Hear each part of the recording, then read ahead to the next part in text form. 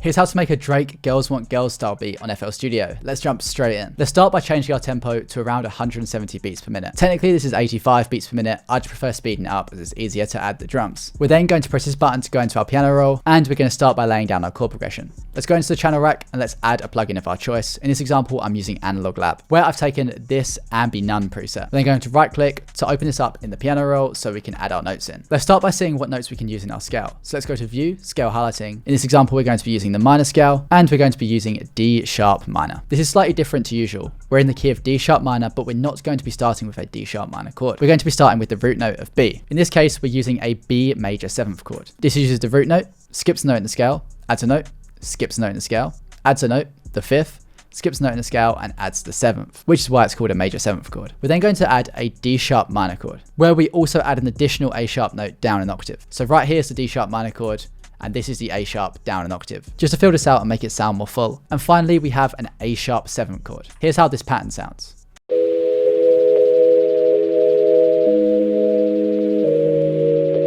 Great, it sounds super emotional, which is exactly that type of sound that we want, and was achieved by using the 7th chords. We're then going to drag over all of this by pressing Ctrl and left click and dragging over this section, pressing Ctrl and C, and then scrolling up to a new pattern, where we're going to again press the plus button to add a new plugin. I'm using Analog Lab again, and I'm using this pad preset, Life's Pulse. We're then going to right click on Analog Lab, go into the piano roll and press Ctrl and V to paste these chords in. Here's how this sounds.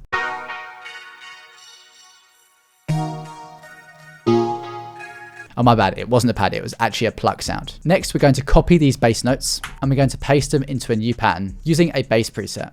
In this example, I'm using the green Taurus bass, if that's how you pronounce it, from Omnisphere.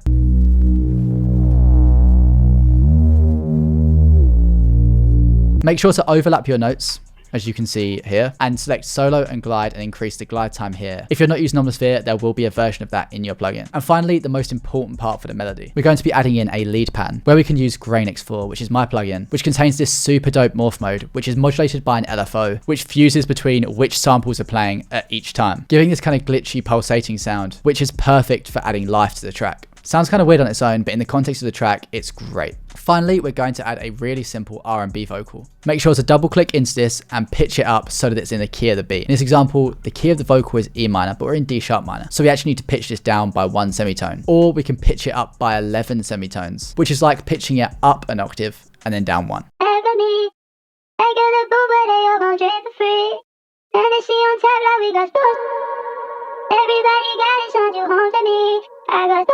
But it sounded kind of dry on its own, so I double clicked into this and sent it to a mix track, number 12, where I added this hyper chorus.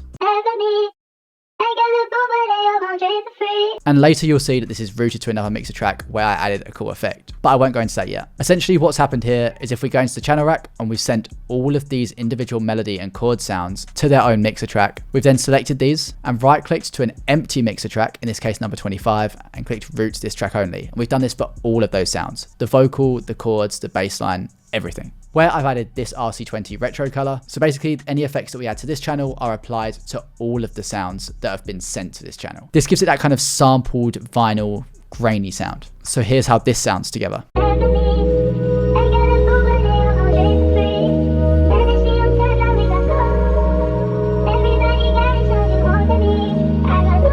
Right, now it's time for our drums. We're going to start with the 808. These type of beats will use a Zay or a Spins 808. In this example, I'm using the Spins. We're literally just going to go to our chords, take the root notes of the chords, then find our 808 sample. In this example, I'm using sounds from my Listen Up drum kit, where we can drag these sounds into the channel rack. Then right click the 808, click the piano roll, and paste these in. Here's the 808 pattern.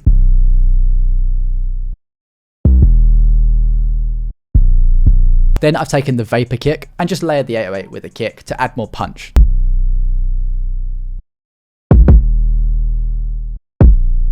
I've then added this snare, again from my Listen Up drum kit, which by the way is linked in the description of this video.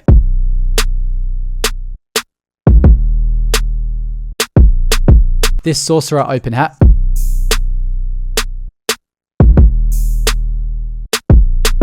And finally this dual closed hat.